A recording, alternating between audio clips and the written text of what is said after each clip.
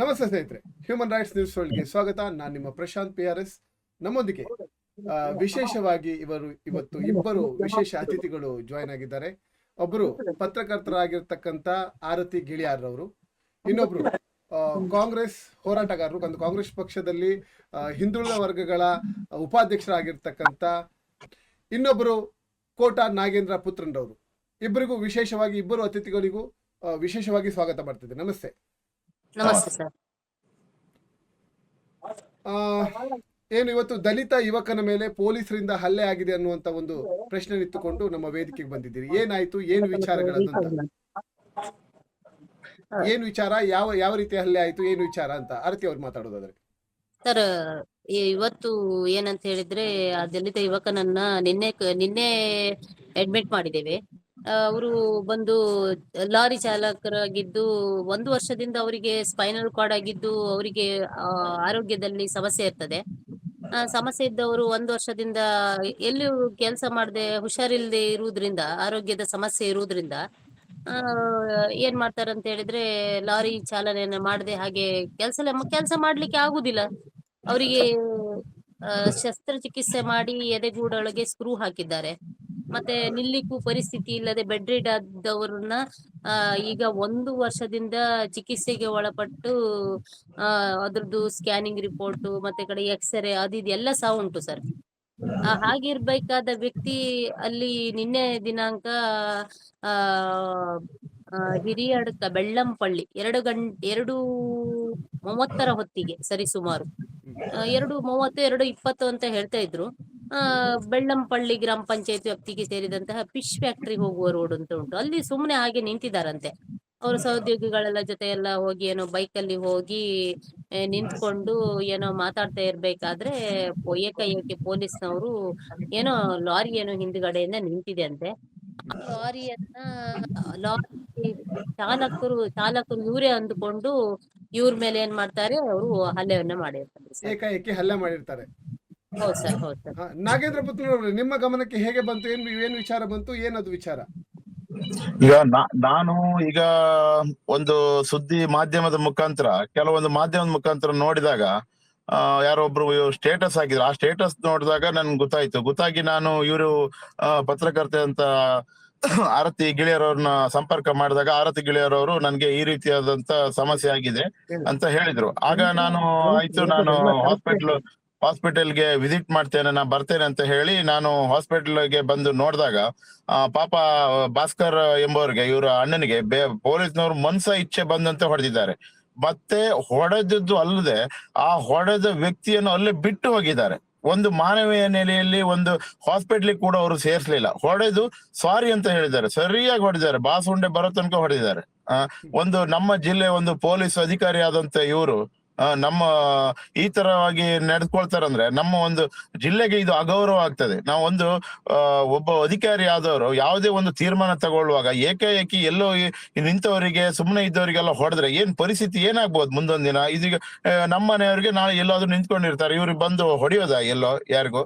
ಅದು ದಲಿತ ಕುಟುಂಬದಂತ ಪಾಪ ಆರೋಗ್ಯದಲ್ಲಿ ಸರಿ ಇಲ್ಲ, ತುಂಬಾ ಇಂಜುರಿ ಇದೆ ಆರೋಗ್ಯದಲ್ಲಿ, ಫೈನಲ್ ಸ್ಕ್ವಾಡ್ ಕಟ್ಟಾಗಿ ಅಲ್ಲಿ ಇಂಜುರಿ ಇದೆ. ನಾವೆಲ್ಲ ನೋಡ್ಕೊಂಡ್ ಬಂದಿದ್ದೀವಿ. ಈಗ ಪ್ರಸಾದ್ ಕಾಂಚನ್ ಕೂಡ ಬಂದಿದ್ದಾರೆ. ಈಗ ಕಾಂಗ್ರೆಸ್ ಪಕ್ಷ ಆಡಳಿತದಲ್ಲಿರುವಂತ ಸಮಯ, ಈ ಸಂದರ್ಭದಲ್ಲಿ ಸಹ ದಲಿತರ ಮೇಲೆ ಉಡುಪಿ ಜಿಲ್ಲೆಯಲ್ಲಿ ಹಲ್ಲೆ ಆಗ್ತದೆ ಅಂದ್ರೆ, ಅದು ಪೊಲೀಸರಿಂದನೇ ಹಲ್ಲೆ ಆಗ್ತದೆ ಅಂದ್ರೆ, ಇದು ಸ್ವಲ್ಪ ಅಮಾನ್ಯವಾಗಿ ಕಾಣಿಸ್ತಾ ಇದೆ. ಏನ್ ಆರತಿ ಅವರೇ, ಏನಾಯ್ತು ಅದ್ರ ಬಗ್ಗೆ ಸ್ಪಷ್ಟವಾಗಿ ಹೇಳೋದಾದ್ರೆ?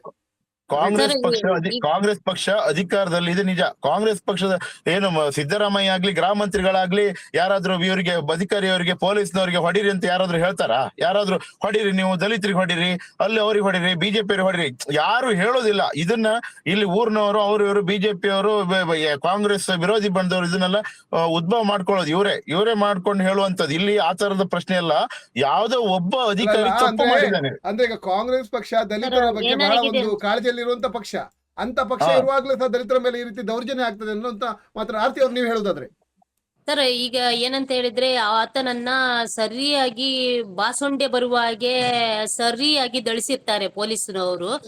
ಹೊಡೆದು ಗಾಡಿ ಹತ್ತು ಕೊಳಕಾಗಿ ಮಾತಾಡ್ತಾರೆ. ಮತ್ತೆ ದಲಿತ ದಲಿತರು ಅನ್ನುವಂತ ಕಾರಣನೇ ಮುಂದಿಟ್ಕೊಂಡು ಅಂಬೇಡ್ಕರ್ ಹೆಸರು ಹೇಳ್ಕೊಂಡು ಅಂದ್ರೆ ಕೊಳಕಾಗಿ ಮಾತಾಡ್ತಾರೆ. ಬದುಕುವಂತ ಅಂತವ್ರು ನೀವು ನಾಯಿಗಳು ಹಾಗೆ ಹೀಗೆ ಅಂತೇಳಿ ಅವಾಚ್ಯ ಶಬ್ದಗಳನ್ನು ಇನ್ನೂ ಕೊಳಕಾಗಿ ಇನ್ನು ಹೇಳಲಿಕ್ಕೂ ಸಾಧ್ಯವಾಗದಂತ ವರ್ಡ್ ಗಳನ್ನೆಲ್ಲ ಬೈದು ಸರಿಯಾಗಿ ತುಳಿದು ಎದೆಗೆ ಬೂಟ್ ಕಾಲಲ್ಲೆಲ್ಲ ಒದ್ದು ಮತ್ತೆ ಎಲ್ಲಿಯಾದ್ರೂ ಅವನಿಗೆ ಈಗ ಅವರು ಹೊಡೆದಿರುವ ಏಟಿಗೆ ಏನಾಗಿದೆ ಕೇಳಿದ್ರೆ ಈಗ ಮತ್ತೆ ಕಾಲು ಕೈಗಳು ಮರ ಕಟ್ತಾ ಇದೆ ಅನ್ನುವಂಥದ್ದು ಸಹ ನನ್ನ ಹತ್ರ ಹೇಳ್ತಾ ಇದ್ದಾನೆ ಸರ್. ಇದರಿಂದಾಗಿ ಬಡ ಕುಟುಂಬದಲ್ಲಿರುವಂತಹ ನಾವು ಬಡ ಪತ್ರಕರ್ತರು ಬೇರೆ ನಮ್ಮ ಕುಟುಂಬದ ಸದಸ್ಯರ ಮೇಲೆ ಒಂದು ದೌರ್ಜನ್ಯವನ್ನ ಪೊಲೀಸ್ನವರು ಮಾಡ್ತಾರೆ. ನಮ್ಮ ಒಂದು ಪತ್ರಕರ್ತರ ಕುಟುಂಬ ಆಗ್ಲಿ ಪತ್ರಕರ್ತರ ಒಂದು ಇದಕ್ಕೆ ರಕ್ಷಣೆ ಕೊಡ್ಲಿಕ್ಕೆ ಆಗುದಿಲ್ಲ ಅಂತ ಹೇಳಿ ಮುಂದಿನ ದಿನಗಳಲ್ಲಿ ನಮ್ಮ ಬದುಕು ಹೇಗೆ ಆಗ್ಬಹುದು ಸರ್? ಇದ್ರ ಬಗ್ಗೆ ನಮ್ಗೆ ತುಂಬಾ ಬೇಸರವಾಗಿದೆ.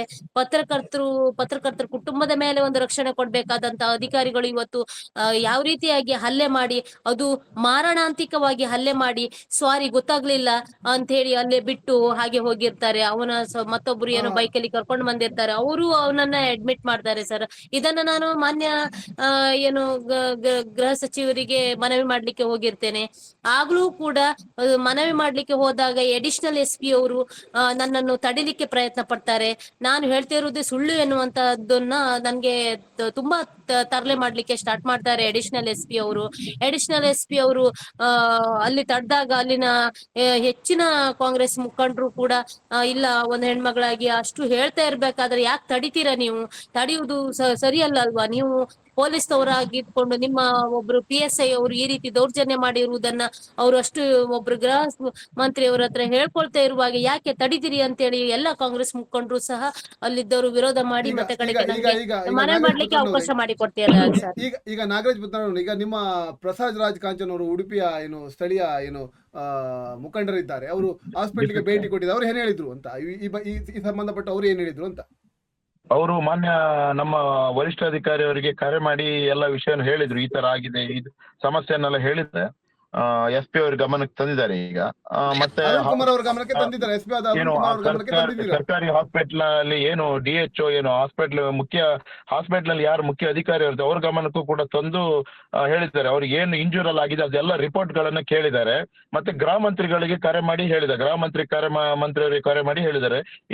ಇದನ್ನ ಗೃಹ ಮಂತ್ರಿಯವರು ಕೂಡ ಇವರಿಗೆ ಕರೆ ಮಾಡಿ ಅದನ್ನ ಹಾಸ್ಪಿಟ್ಲಿಗೆ ಹೋಗಿ ವೈಯಕ್ತಿಕವಾಗಿ ಅದನ್ನ ತಗೊಂಡು ಹಾಸ್ಪಿಟ್ಲಿಗೆ ಹೋಗಿ ಇವರನ್ನ ಪೇಷಂಟ್ ಏನಿದ್ದಾರೆ ಅವ್ರನ್ನ ವಿಚಾರ ಮಾಡ್ಬೇಕು ಅಂತ ಹೇಳಿದ್ದಾರೆ. ಅದಕ್ಕಾಗಿ ಇವರು ಪ್ರಸಾದ್ ಕಾಂಚನ್ ಬಂದಿದ್ದಾರೆ ಅಲ್ಲಿಗೆ. ಈಗ ಇದುವರೆಗೆ FIR ಏನಾದ್ರು ಏನು ಆಪಾದಿತ ಅಧಿಕಾರಿಗಳ ಮೇಲೆ FIR ಏನಾದ್ರು ದಾಖಲಾಗಿದೆ? ಏನಾಗಿದೆ, ಏನು ಮುಂದಿನ ಕ್ರಮ, ಏನು ಈಗ ಇಲ್ಲಿವರೆಗೆ ಏನಾಗಿದೆ ಅಂತ? ಈಗ ಬಂದ ಸುದ್ದಿ ಈಗ ಪ್ರಕರಣ ಈಗ ಆಗಿ ನಿನ್ನೆ 2:20 ನಿನ್ನೆ ಮಧ್ಯಾಹ್ನ ಆಗಿರುವಂತ ಪ್ರಕರಣ ಇದು. ಇನ್ನೂ ಕೂಡ ಅದನ್ನ 24 ಗಂಟೆ ಕಳೆದೋಗಿದೆ ಆಲ್ರೆಡಿ. ಇನ್ನು ಪ್ರಕರಣ ದಾಖಲು ಮಾಡ್ಲಿಲ್ಲ. ಇನ್ನು ಪ್ರಕರಣ ಅದನ್ನೀಗ ನಾಳೆ ಪ್ರಕರಣ ದಾಖಲು ಮಾಡ್ತೇವೆ ಅಂತ ನಮ್ಮ ಪ್ರಸಾದ್ ಕಾಂಚನ್ ಅವ್ರ ಗಮನಕ್ಕೆ SP ಅವರು ತಂದಿದ್ದಾರೆ ಇವತ್ತು ಸಂಜೆ. ಜಿಲ್ಲಾಡಳಿತ ಏಕೆ ಅಂದ್ರೆ ಜಿಲ್ಲಾಡಳಿತ ಅಥವಾ ಜಿಲ್ಲಾ ಪೊಲೀಸ್ ಇಲಾಖೆ ಏಕೆ ಇದನ್ನ ತಡವಾಗಿದೆ? ಅದು ಸಾಮಾನ್ಯರು ಯಾರಾದ್ರೂ ಮಾಡಿದ್ರೆ ಇಂಥ ತಪ್ಪುಗಳನ್ನ ಮಾಡಿದ್ರೆ ಹಿಂದೆ ಮುಂದೆ ಯೋಚನೆ ಮಾಡದೆ ದೂರು ಕೊಟ್ಟು ಕೂಡ ತಗೊಳ್ಬೇಕಂತ ಒಂದು ಕಾನೂನು ಇದೆ, ಹಾಗಿದೆ ಹೀಗೆ ಅಂತ ಯೋಚನೆ ಮಾಡಿದ್ರೆ ಸುಮ್ಮನೆ ಸುಳ್ಳು ಕೇಸ್ಗಳನ್ನ ಹಾಕ್ತಾ ಹೋಗ್ತಾರೆ. ಇಂಥ ಒಂದು ದಲಿತ ಯುವಕನ ಮೇಲೆ, ದಲಿತ ಒಬ್ಬ ಕಾರ್ಮಿಕನ ಮೇಲೆ ಈ ರೀತಿಯಲ್ಲಿ ಹಲ್ಲೆ ಅಂದ್ರೆ ತಪ್ಪು ಮಾಡಿದ್ದನ್ನು ಸರಿ ಮಾಡಿದ್ದನ್ನು ಇನ್ನೊಂದು ಅದು ಕಾನೂನಾತ್ಮಕವಾಗಿ ಕ್ರಮವನ್ನ ಜರುಗಿಸುವಂತದ್ದು ಅಥವಾ ಅದಕ್ಕೆ ಸಂಬಂಧಪಟ್ಟ ಕಾನೂನು ಕ್ರಮ ಇದೆ. ಹೊಡೆಯುವಂತ ಅಧಿಕಾರ ಯಾರಿಗೂ ಇಲ್ಲ ನಮ್ಮ ದೇಶದಲ್ಲಿ. ಹೊಡೆಯುವಂತ ಅಧಿಕಾರ ಯಾರಿಗೂ ಇಲ್ಲ. ಹೇಳಿ.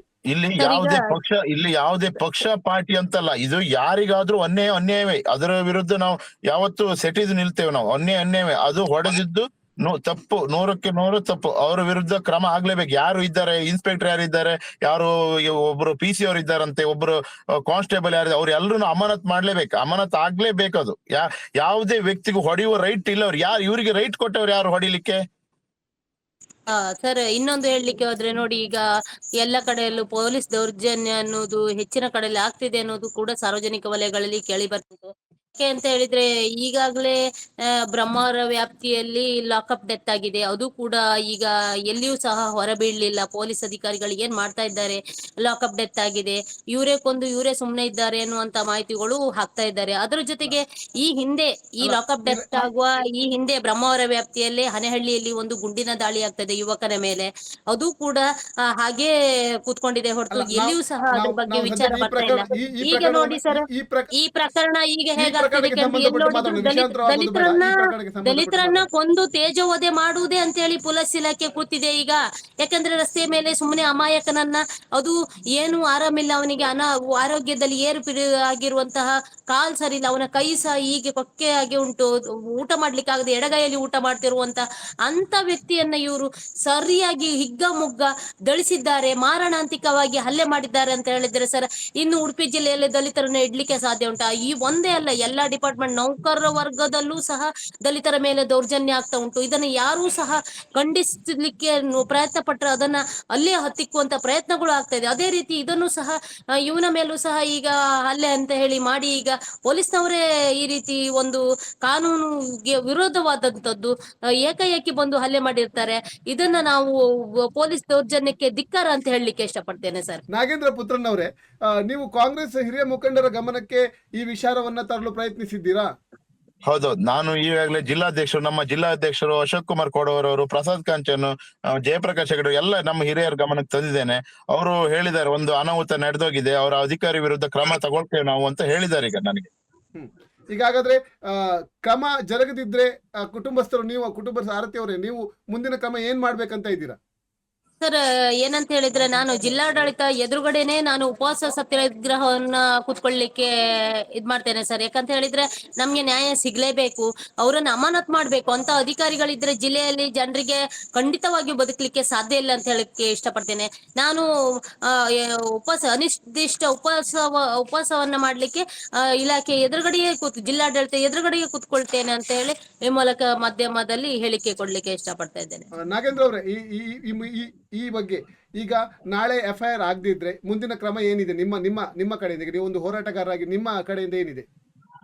ನಾಳೆ ಈಗ FIR ಮಾಡ್ತೇನೆ ಅಂತ SP ಅವರು ಹಾಗೆ ಹೇಳಿದ್ದಾರೆ, ಮಾಡ್ತೇನೆ ಅಂತ. ಅದು ಮಾಡ್ಲೇಬೇಕು. ಇದು ತುಂಬಾ ಇದು ಕ್ರಿಟಿಕಲ್ ಕೇಸ್ ಇದೆ, ತುಂಬಾ ಇಂಜೂರ್ ಇದೆ ಪೇಷಂಟ್ಗೆ. FIR ಮಾಡ್ಲೇಬೇಕು, ಮಾಡುದಿಲ್ಲ ಅಂತ ಹೇಳಲಿಕ್ಕೆ ಆಗುದೇ ಇಲ್ಲ.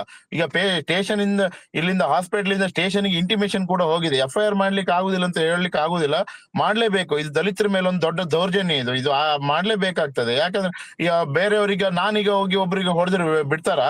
ಈಗ ಪೊಲೀಸ್ನವರೀಗ ಧರ್ಮಕ್ಕೆ ನಿಂತವನಿಗೆ ಅಲ್ಲಿ ರಸ್ತೆ ಬದಿಯಲ್ಲಿ ಸ್ವಲ್ಪ ಸುಮ್ಮನೆ ನಿಂತವನಿಗೆ ಬಂದು ಹೊಡಿತಾರ ಅಂದ್ರೆ ಇದ್ರದ್ದು ಅರ್ಥ ಏನಂತ ನಾವು ಜಿಲ್ಲೆ ಜನ ಅರ್ಥ ಮಾಡ್ಕೊಳ್ಬೇಕಾಗ್ತದೆ ಇದ್ರ ಬಗ್ಗೆ. ಹಾಗೆಲ್ಲ ಹೊಡಿಲಿಕ್ಕೆ ಉಂಟಾ? ರೈಟ್ ಉಂಟಾ? ಇವ್ರು ಯಾರು?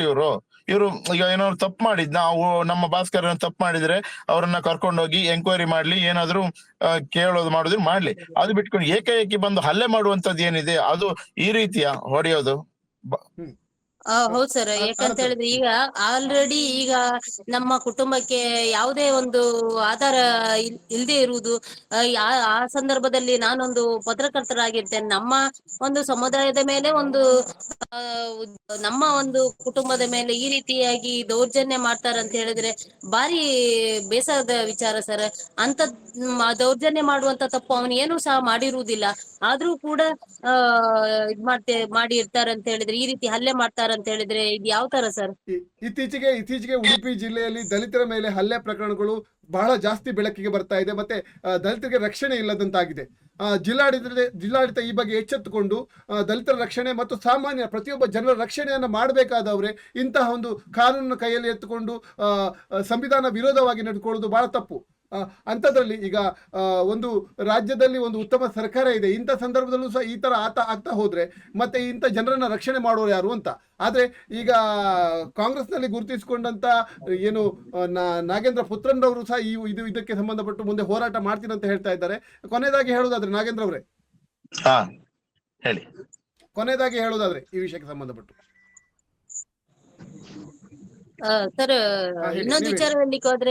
ಇನ್ನೊಂದು ವಿಷಯ ಹೇಳಿಕ್ ಹೋದ್ರೆ ಎಲ್ಲ ಕಡೆಗಳಲ್ಲೂ ನೌಕರರ ವರ್ಗದಿಂದ ಹಿಡಿದು ಎಲ್ಲಾ ಕಡೆಯಲ್ಲೂ ದಲಿತರ ಮೇಲೆ ದೌರ್ಜನ್ಯ ಆಗ್ತಾ ಉಂಟು. ಅದನ್ನ ಖಂಡಿಸಿ ಅಭ್ಯಾಸವಾಗಿ ಹೋಗಿದೆ ಜಿಲ್ಲಾಡಳಿತಕ್ಕೆ. ಇದು ಎಲ್ಲರ ಗಮನಕ್ಕೆ ಇದೆ ಸರ್ ಈಗಾಗಲೇ. ಅದೇ ರೀತಿ ಏನಾಗ್ತದೆ, ಏನು ಆಗುವುದಿಲ್ಲ, ದಲಿತರ ಮೇಲೆ ಎಷ್ಟೇ ಏನು ಮಾಡಿದ್ರು, ದಬ್ಬಾಳಿಕೆ ಮಾಡಿದ್ರು ಏನು ಆಗುವುದಿಲ್ಲ ಅನ್ನುವಂತ ವಿಚಾರವನ್ನು ಇಟ್ಕೊಂಡೇ ಹೊಡೆದು ಹಾಗೆ ಹೋಗಿದ್ದಾರೆ. ಇದನ್ನ ಯಾವುದೇ ಕಾರಣಕ್ಕೂ ನಾನು ಇಲ್ಲಿಗೆ ನಿಲ್ಲಿಸುವುದಿಲ್ಲ. ಈ ಹೋರಾಟವನ್ನ, ಕಾನೂನು ಹೋರಾಟವನ್ನ ಮುಂದುವರಿಸ್ತೇನೆ. ಅದೇ ರೀತಿ ಜಿಲ್ಲಾಡಳಿತ ಎದುರುಗಡೆ ಅನಿರ್ದಿಷ್ಟ ಪ್ರತಿಭಟನೆಯನ್ನು, ಉಪವಾಸ ಸತ್ಯಾಗ್ರಹವನ್ನು ಮಾಡ್ತೇನೆ ಅಂತ ಹೇಳ್ತೇನೆ. ಮತ್ತೆ ಕಾಂಗ್ರೆಸ್ ಸರ್ಕಾರ ಇದ್ರ ಬಗ್ಗೆ ನೋಡಿ, ನಾನು ತುಂಬಾ ಕಷ್ಟಪಟ್ಟು ಅವನನ್ನ ಉಳಿಸ್ಕೊಂಡು ಬಂದಿರುವುದು, ಯಾಕಂತ ಹೇಳಿದ್ರೆ ಡಾಕ್ಟರ್ ಹೇಳ್ತಾರೆ ಇನ್ನು ಆಗುದಿಲ್ಲ ಅಂತ ಹೇಳಿ, ಅಜ್ಜರ್ ಕಾರ್ಡ್ ಅಲ್ಲಿ ಆಗುದಿಲ್ಲ ಅಂತ ಹೇಳಿದ ತಕ್ಷಣ ನಾನು ವೆನ್ಲಕ್ಕಿಗೆ ಹೋಗಿ ಅವನನ್ನ ಹೆಚ್ಚಿನ ಚಿಕಿತ್ಸೆಗಾಗಿ ಅಡ್ಮಿಟ್ ಮಾಡಿ ಕರ್ಕೊಂಡೋಗಿ ಅವನನ್ನ ಕರ್ಕೊಂಡ್ ಬಂದು ಏನೋ ಉಳಿಸ್ಕೊಂಡ್ ಬಂದಿರ್ತೇನೆ. ಯಾವ ತರ ಪರಿಸ್ಥಿತಿ ಇದ್ದ ಅಂತ ಹೇಳಿದ್ರೆ, ಇಲ್ಲ ನನ್ನ ಹತ್ರ ಆಗುದೇ ಇಲ್ಲ, ನಾನು ಸಾಯ್ತೇನೆ ಅಂತ ಪರಿಸ್ಥಿತಿಯು ಸಹ ನಮ್ಮ ಅಣ್ಣ ಆ ಪರಿಸ್ಥಿತಿಯಲ್ಲಿ ವ್ಯಕ್ತಪಡಿಸಿ ಇರ್ತಾರೆ. ನನ್ನ ಆಗುದಿಲ್ಲ, ನನ್ನನ್ನ ಏನಾದ್ರೂ ಮಾಡು, ಸಾಯಿಸು ಅನ್ನುವಂತ ಸಹ ನೇರ ನನ್ನ ಹತ್ರ ಹೇಳಿರ್ತಾರೆ. ನನ್ನ ಸ್ವಂತ ಅಣ್ಣ ಆಗಿರ್ತಾರೆ ಅವರು. ನನ್ನ ಆ ನೋವು ನನ್ಗೆ ಗೊತ್ತಿದೆ. ಯಾಕಂತ ಹೇಳಿದ್ರೆ ಪತ್ರಕರ್ತರಾಗಿ ಇವತ್ತು ಪತ್ರಿಕೋದ್ಯಮದಲ್ಲಿದ್ದು ಪತ್ರಕರ್ತರ ಕುಟುಂಬಗಳಿಗೆ ರಕ್ಷಣೆ ಇಲ್ಲ, ಪತ್ರಕರ್ತರಿಗೆ ಎಲ್ಲಿ ರಕ್ಷಣೆ ಸಿಗ್ತದೆ ಅನ್ನುವುದು ಸಹ ಈ ಉಡುಪಿ ಜಿಲ್ಲೆಯಲ್ಲಿ ಅನುಮಾನಕ್ಕೊಳಗಾಗಿದೆ. ಆ ತರ ಒಂದು ಮಾತು ಹೇಳಬೇಕಾದ್ರೆ ನನ್ಗೆ ಅಂತವನ್ನ ಇನ್ನೇನು ನಡಿಲಿಕ್ಕೆ ಆಗದ ಪರಿಸ್ಥಿತಿ, ಅವರಿಗೆ ಆಪರೇಷನ್ ಮಾಡಿ ಸ್ಕ್ರೂ ಹಾಕಿ ಕರ್ಕೊಂಡು ಒಂದು ಬದುಕಿಸ್ಕೊಂಡು ಬಂದ ವ್ಯಕ್ತಿಯ ಮೇಲೆ, ನಡಿಲಿಕ್ಕೂ ಸಾಧ್ಯ ಇಲ್ಲದ ವ್ಯಕ್ತಿಯ ಮೇಲೆ ಹಲ್ಲೆ ಮಾಡಿ ಇವರು ತನ್ನ ದರ್ಪವನ್ನು ತೋರಿರ್ತಾರೆ. ಇವರ ಈ ಒಂದು ದರ್ಪಕ್ಕೆ, ದೌರ್ಜನ್ಯಕ್ಕೆ, ಪೊಲೀಸ್ ದೌರ್ಜನ್ಯಕ್ಕೆ ಧಿಕ್ಕಾರ ಇರ್ತದೆ ಸರ್. ಏನ್ ಲಾರಿ ಚಾಲಕರೇ ಇರ್ಲಿ, ಮಾಲಕರೇ ಇರ್ಲಿ, ಇವ್ರೇನು ಅವರನ್ನೆಲ್ಲ ಕೊಲ್ತಾರ? ಅವ್ರಿಗೇನು ಫ್ಯಾಮಿಲಿ ಇಲ್ವಾ ಸರ್? ಅವ್ರೇನು ಊಟ ಮಾಡುದು ಬೇಡವಾ? ಅವ್ರಿಗೇನು ಫ್ಯಾಮಿಲಿ ಅವ್ರನ್ನ ನೋಡ್ಕೊಳ್ಳುದು ಬೇಡವಾ? ಹಾಗಾದ್ರೆ ಅವ್ರು ಹೊಟ್ಟೆಪಾಡೆ ಆಗಿ ನೋಡುದು. ತಿಂಗಳಿಗೆ 12,000-13,000ದವರೆಗೂ ಅವನಿಗೆ ಖರ್ಚುಂಟು ಸರ್. ಇದನ್ನೆಲ್ಲ ಯಾರು ಬರ್ಸ್ತಾರೆ ಸರ್? ಹಾಗಿರ್ಬೇಕಾದ್ರೆ ಅವನಿಗೆ ಮತ್ತೆ ಹೊಡೆದಿದ್ದಾರೆ. ಈಗ ಮತ್ತೆ ಹೊಡೆದಿರುವುದ್ರಿಂದನೂ ಕೂಡ ಆರೋಗ್ಯದಲ್ಲಿ ಏರ್ಪೇರ್ ಆಗಿದೆ. ಈಗ ಅದಕ್ಕೆ ಈಗ ನಾನು ಸುಮ್ಮನೆ ಈ ವಿಚಾರವನ್ನ, ಕಾನೂನು ಹೋರಾಟವನ್ನು ಮುಂದುವರಿಸ್ತೇನೆ ಅಂತ ಹೇಳಲಿಕ್ಕೆ ಇಷ್ಟಪಡ್ತೇನೆ ಸರ್. ಹಾ, ನಾಗೇಂದ್ರ ಪುತ್ರನವರೇ, ಈಗ ಹಾ. ತಾಂತ್ರಿಕ ದೋಷದಲ್ಲಿ ಸ್ವಲ್ಪ ಕಟ್ಟಾಗಿತ್ತು. ಈಗ ನೀವು ಈ ಪ್ರಕರಣದಲ್ಲಿ ಮುಂದಿನ ನಿಮ್ಮ ಹಾದಿ ಹೇಗಿರ್ತದೆ, ಕೊನೆಯದಾಗಿ ಮುಗಿಸಿ ಬಿಡೋಣ, ಹೇಳಿ. ಈಗ ಒಂದು ಒಂದು ಒಂದು ಜಿಲ್ಲೆಯಲ್ಲಿ ಒಂದು ವ್ಯವಸ್ಥಿತವಾದ ಒಂದು ಪಕ್ಷದಲ್ಲಿ ಒಂದು ಗುರುತಿಸ್ಕೊಂಡು ಒಂದು ನಾಯಕರಂತ ಹೇಳ್ಕೊಂಡ್ಮೇಲೆ, ನಾವು ಏನು ಒಂದು ಬಡ ಕುಟುಂಬಕ್ಕೆ, ಏನ್ ದಲಿತರಿಗೆ, ನಮ್ಮ ಜಿಲ್ಲೆಯಲ್ಲಿ ಯಾರಿಗೆ ತೊಂದರೆ ಆಗಿದೆ ಅವರಿಗೂ ನ್ಯಾಯ ಅಟ್ಲೀಸ್ಟ್ ಕೊಡ್ಸೋ ಪ್ರಯತ್ನ ಅದು ನಾವು ಮಾಡ್ಲೇಬೇಕು. ಹೋರಾಟದ ಮುಖಾಂತರ ಅಥವಾ ನ್ಯಾಯಾಲಯದ ಮುಖಾಂತರ ಯಾವ ರೀತಿಯಲ್ಲಾದ್ರೂ ಅವರಿಗೆ ನ್ಯಾಯ ಕೊಡಿಸುವಂತ ಜವಾಬ್ದಾರಿ ನಮ್ಮ ಮೇಲಿದೆ. ಈಗ ನಾವು ಅಲ್ಲಿ ಹೋಗಿದ್ದೇವೆ, ನಮ್ಮ ಊರಿನವರು, ನಮ್ಮ ಜವಾಬ್ದಾರಿ ಆಗ್ತದೆ ಅದು ಅವರಿಗೆ ನ್ಯಾಯ ಕೊಡಿಸೋದು. ಆದ್ರಿಂದ ಇದನ್ನ ಹೋರಾಟದಲ್ಲಾದ್ರೂ ಮಾಡ್ತೀವಿ, ಕಾನೂನು ಮುಖಾಂತರವಾದ್ರೂ ಮಾಡ್ತೀವಿ, ಅಂತೂ ಬಿಡುವ ಪ್ರಶ್ನೆ ಇಲ್ಲ. ಯಾರು ತಪ್ಪಿತಸ್ಥರು ಯಾರಿದ್ದಾರೆ ಅವರನ್ನ ಅಮಾನತ್ ಆಗ್ಲೇಬೇಕು. ನಾನು ಅದನ್ನ ಒತ್ತಾಯ ಮಾಡ್ತೇನೆ. ನಾಳೆ ಬೆಳಿಗ್ಗೆ ಕೂಡ ನಾನು ನಮ್ಮ ಹಿರಿಯ ನಾಯಕರ ಹತ್ರ ನಾನು ನಾಳೆ ಮಾತಾಡ್ತೇನೆ ಇದ್ರ ಬಗ್ಗೆ. ಅದು ಹೋರಾಟ ಅಂತೂ ಮಾಡ್ತೇವೆ, ಅಷ್ಟು ಸುಲಭದಲ್ಲಿ ಬಿಡುವುದಿಲ್ಲ ಇದನ್ನ. ಸಾಕಷ್ಟು ಹೋರಾಟ ಮಾಡ್ತಾ ಇದ್ದೀರಿ, ದಲಿತರ ಬಗ್ಗೆ ಆಗ್ಲಿ, ಒಂದು ಜನರಿಗೆ ನ್ಯಾಯ ಕೊಡಿಸೋ ತಮ್ಮ ಹೋರಾಟವು ಸಾಕಷ್ಟಿದೆ. ಹೋರಾಟ ಮುಂದುವರಿಲಿ ನಿಮ್ದು. ಏನು ಆಪಾದಿತ ಅಧಿಕಾರಿಗಳಿದ್ದಾರೆ, ಈಗೇನು ಯುವಕರಿಗೆ, ದಲಿತ ಯುವಕರಿಗೆ ಹೊಡೆದಿದ್ದಾರೆ ಅಂತ ಹೇಳ್ತಿದ್ದಾರೆ, ಖಂಡಿತವಾಗಿ ಪೊಲೀಸ್ ಇಲಾಖೆಗೆ ಒಂದು ಎಚ್ಚರಿಕೆ. ನೀವು ಯಾರಿಗೆ ಹೊಡೆಯುವಂತ ಅಧಿಕಾರ ನಿಮ್ಗಿಲ್ಲ, ನಿಮ್ಗೆ ಗೊತ್ತಿದೆಯಲ್ಲ, ಮತ್ತೆ ಯಾಕೆ ಹೊಡೆದು ಇಂಥ ಒಂದು ತೊಂದರೆಯನ್ನ ಉಡುಪಿ ಜಿಲ್ಲೆಯಲ್ಲಿ ಒಂದು ಕ್ರಿಯೇಟ್ ಮಾಡ್ತೀವಿ? ನೀವು ಕಾನೂನಾತ್ಮಕವಾದ ಯಾವ ಕ್ರಮವನ್ನು ಬೇಕಾದ್ರೂ ತಗೊಳ್ಳಿ, ಯಾರು ತಡೆಯೋರಿಲ್ಲ, ಆಯ್ತಾ? ನ್ಯಾಯಾಲಯ ಇದೆ, ಅವರಿಗೆ ಶಿಕ್ಷೆ ಕೊಡೋದಾದ್ರೆ ಕೊಡ್ತದೆ, ತಪ್ಪಾಗಿದ್ರೆ. ಅದನ್ನು ಬಿಟ್ಟುಕೊಂಡು ನೀವೇ ಕಾನೂನನ್ನು ಕೈಯಲ್ಲಿ ಎತ್ಕೊಂಡು ಹೊಡೆಯೋದಂದ್ರೆ ಅರ್ಥ ಏನು? ನಿಮಗೂ ಮತ್ತೆ ಏನು ಈ ಚಿಲ್ಲರೆ ಪುಡಾರಿಗಳಿಗೆ ಏನು ವ್ಯತ್ಯಾಸ ಇರ್ತದೆ? ದಯವಿಟ್ಟು ಇಂಥದ್ದೊಂದನ್ನು ಮಾಡೋಕೆ ಹೋಗ್ಬೇಡಿ. ನಮ್ಮ ಉಡುಪಿ ಜಿಲ್ಲೆಯ ಮರ್ಯಾದೆಯನ್ನು ಉಳಿಸಿ. ಇಲ್ಲಿನ ಪೊಲೀಸ್ ಇಲಾಖೆ ಅಂದ್ರೆ ಒಂದು ಉತ್ತಮವಾದ ಇಲಾಖೆ ಆಗಿರಬೇಕು ನಮ್ಮ ಜಿಲ್ಲೆದು ಅಂತ ನಮ್ಮೆಲ್ಲರಿಗೂ ಆ ಭಾವನೆ ಇದೆ. ಅದರಲ್ಲಂತೂ ಅರುಣ್ ನಾಯಕ್ ಅಂತ ಒಂದು ಉತ್ತಮ SP ಅವರು, ಒಂದು ದಕ್ಷ SP ಅವರು ನಮ್ಮ ಜಿಲ್ಲೆಯಲ್ಲಿ ಇದ್ದಾರೆ. ಇಂಥ ಸಂದರ್ಭದಲ್ಲೂ ಸಹ ಇಂಥದ್ದೊಂದು ಕೆಲಸಗಳನ್ನು ನೀವು ಮಾಡ್ತಾ ಹೋದ್ರೆ ನಮ್ಮ ಜಿಲ್ಲೆಯ ಮರ್ಯಾದೆಯನ್ನು ತೆಗಿತಾ ಹೋಗ್ಬೇಡಿ ಅಂತ ನಿಮ್ಮ ಹತ್ರ ಕಳಕಳಿಯಿಂದ ಕೇಳ್ತೀನಿ. ನಮ್ಮ ಚಾನಲ್ನ ಸಬ್ಸ್ಕ್ರೈಬ್ ಮಾಡಿ, ಲೈಕ್ ಮಾಡಿ, ಶೇರ್ ಮಾಡಿ. ಇಂಥದ್ದೇ ಸತ್ಯ ಸುದ್ದಿ ಮತ್ತು ನೈಜ ವಿಚಾರಗಳನ್ನು ನಿಮ್ಮ ಮುಂದೆ ತಂದಿರ್ತೀವಿ. ಇವತ್ತು ನಮ್ಮೊಂದಿಗೆ ನಮ್ಮ ಪ್ಯಾನಲ್ ಜಾಯ್ನ್ ಆದಂತ ಇಬ್ಬರು ಅತಿಥಿಗಳು, ಆರತಿ ಗೆಳೆಯರು ಇರ್ಬೋದು, ಕೋಟ ನಾಗೇಂದ್ರ ಪುತ್ರನ್ ಅವರು ಇರ್ಬೋದು. ಅವರಿಬ್ಬರಿಗೂ ವಿಶೇಷವಾದ ಧನ್ಯವಾದಗಳು. ನಮಸ್ಕಾರ. ಧನ್ಯವಾದಗಳು ಸರ್.